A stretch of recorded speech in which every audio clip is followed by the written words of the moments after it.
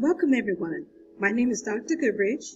I'm the Instructional Support Specialist at Pine Ridge Elementary.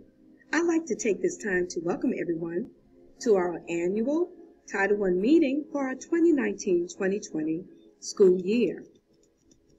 Today, we will be discussing and defining for you what is Title I, what is parent and family engagement, how we develop our school improvement plan, and then we'll take a look at our Title I and parent and family engagement budget. And the best part of all, we'll get to hear from you, our stakeholders. So, what is Title I? Title I is a federally funded program that provides supplemental funding to local school districts to help ensure that all children, particularly those that are at academic risk, meet the state's high academic standards. Our school has been defined as a Title I school. Schools with high numbers of low-income families or children on free and reduced lunch qualify for Title I assistance. This funding will reinforce and enhance efforts to improve teaching and learning for all of our students. Title I programs are based on an effective means of improving student academic achievement and include strategies to support parent and family engagement. So, what is parent and family engagement? Parent and family engagement is an ongoing process that increases active participation, communication, and collaboration between parents, the school, and the community. And the goal is to educate the whole child to ensure that student achievement and success takes place. The Georgia Department of Education and DeKalb County School District ensures that Title I, Part A, parent and family engagement programs are met with meaningful and strategic actions. To build parent capacity is mandated that every student succeed acts according to the ESSA Act of 2015. ESSA, our school must ensure that strong strategies are in place by two goals: building capacity to involve parents, stakeholders in an effective partnership, and number two, share and support high student academic achievement, which leads us to developing our school improvement plan to make sure that these two goals are met. The way that we develop our school improvement plan is through what we call a comprehensive needs assessment. Through a comprehensive needs assessment, we first analyze our data to prioritize just what our needs are. Then we determine that root cause through the comprehensive needs assessment. Next, we establish SMART goals. We identify the appropriate actions in achieving and accomplishing these SMART goals. After that, we implement. But we don't just implement. We monitor and adjust the plan for accuracy. Providing information about our school-wide improvement plan is very important. There are several priority areas for Pine Ridge Elementary that we focus in on this year. The four priority areas are reading, math, science, and school climate. Encompassed in these priority areas, we look at three areas. We look at improvement strategies, professional development learning, and we include you, our parents and family, how we can engage and support you. All stakeholders are allowed an opportunity to ask questions and to give input in the development of our school improvement plan. So as a part of our school improvement plan is the Title I budget. Let's take a look at the screen so that you can see the Title I budget. There are 6 areas that we're looking at this year based on the feedback you provided us last year: instructional support, instructional technology and alternatives and supplies, computer software, professional learning, transportation, instructional books and periodicals. 50% of the Title I budget, based on your feedback, goes towards instructional support. 21% goes towards computer software, whereas 15% goes towards professional learning, and the other 10% towards instructional technology, alternatives, and supplies. Included in the Title I budget is 1% set aside for parent and family engagement. Parents and families must have input on how the Title I parent and family engagement funds are used. Your feedback is needed on how the funds can support our school. Some schools use their funds for the following: technology resources, additional supplies and materials, for parent resources, and parent involvement training and workshops. Here at Pine Ridge Elementary, and again based on your feedback, there are two areas that we've placed our emphasis on for providing PFE Title I funds. The first area is supplemental consumable supplies. That means Title I parent meeting, workshops, core content nights for resources for parents, making sure that there are enough supplies such as paper, toner, ink cartridges, markers, pens, pencils, legal pads, Post-its are available. The second area, which is 66%, went towards supplemental consumable supplies. The other 34% is going towards books and periodicals.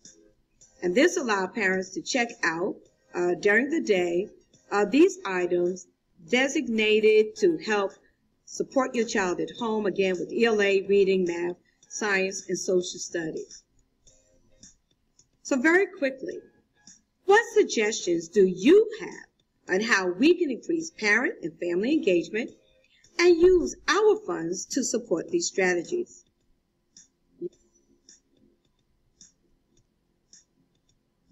The purpose of the school parent and family engagement policy is to establish the school's expectations for family engagement and describe how the school will implement a number of specific parent engagement activities.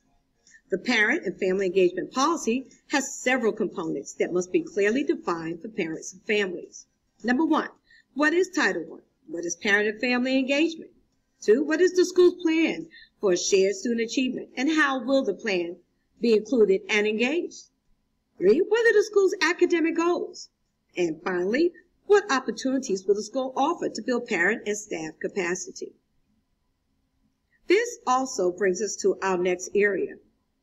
Last year, for our 2018-2019, we engaged you in several surveys. Here are the results for those surveys. The first question: which method would increase your ability to participate in parent meetings? The choices were child care assistance, morning meetings, evening meetings, transportation, and access to information online. 31% of you chose evening meetings, which will bring us to our next face-to-face meeting, September 5th, for our curriculum night and our second stakeholder Title I input meeting. The next most popular vote was access to information online, which 30% of you chose that one. And that is why we're bringing to you this information by way of YouTube, where you're able to access it through our Pine Ridge portal and our Title I link. The second question is, what type of adult learning classes would you like to see that can help your child with learning? The choices were GED classes, Parent Leadership Academy, adult reading classes, adult computer classes, and not interested in any adult classes. Believe it or not, the majority of you chose, 30% chose not interested in any adult classes. 23%, which was the next highest, chose adult computer classes. The next question is, how I would like to receive information. Would you like to see it by way of email, website, social media, phone call, or a text message? Well, by popular demand, 41% chose email. So we will make sure that more information is sent via email. 33% of you chose text messages. So we are definitely working on making sure we get that information to you via text message. 11% chose website and 27% chose social media. So again, we are reaching out to you online. And a social media page will be forthcoming.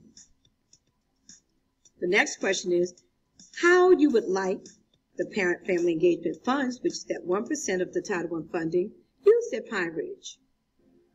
The choices are parent workshops, instructional supplies for parent use, Parent and Family Resource Center, technology equipment, books and periodicals. Well, 32% of you chose technology equipment, whereas 23% want books and periodicals. 21% chose parent workshops, 17% chose Parent and Family Resource Center, and 15% chose instructional supplies for parents' usage. The next question, have you been given opportunities to provide input into school decisions? Well, I sure hope so. That's why we're here. The choices were feedback forms, surveys, school meetings, and other. 35% said that they had the opportunity to participate in surveys. And an equal 14% chose feedback forms and school meetings, and the 1% chose other. So I'm glad that we're able to reach out to you through these different vehicles to get you to participate and to have a voice here at Pine Ridge. The next question, how well does your child's school provide parents the opportunity to provide feedback and the opportunity to share in the school parental involvement program? The choices are extremely well, very well, somewhat well, not so well, not at all well. Well, I'm glad to announce that 0% chose not at all well. 14% chose extremely well. So we're definitely going to improve that. While 35% of you chose very well and 14% chose somewhat well. And only 1% chose not so well. So that means we are doing a good job reaching out to you, but we can do a better job. So we would like your help in revising our PFE policy with results from our surveys. So when those surveys go out to you, or even today, it's important that you lend your feedback. Any type of evaluation, comments, and suggestions are helpful for the school parent and family engagement policy. What suggestions do you have for us to consider? Please make those suggestions known in the comments below. And finally, we want you to look forward to the school compact that will be going home with your child in the next couple of weeks. The purpose of a school parent compact is to form an agreement that parents, students, teachers, we develop it together. It's an agreement. It explains how the parents and teachers work together to ensure students receive the individual support they need to reach and exceed grade level academic standards. So, school parents, when they go home, you must sign that agreement showing that you will do your part, and I can guarantee you that the school will do everything to do our part. The compact is school-wide, and grade level compacts are not required, but are acceptable with all required content. We develop and revise the school parent compact each year because it gives us an opportunity to hold conversations with our families about important student learning goals and to define a plan of action that will help our teachers and families form a partnership to improve student achievement. After all, we are partners in this together, and we take pride in our partnership.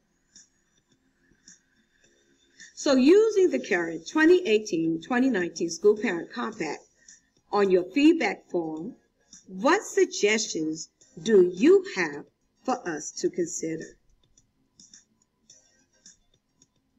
Please make your comments below. And last but not least, we want to talk about what is building capacity of school staff. Every effort is being made to improve our abilities, our skills, and our expertise. And that's what we mean by building capacity of our staff. It's to ensure that we are effectively involving our parents and our families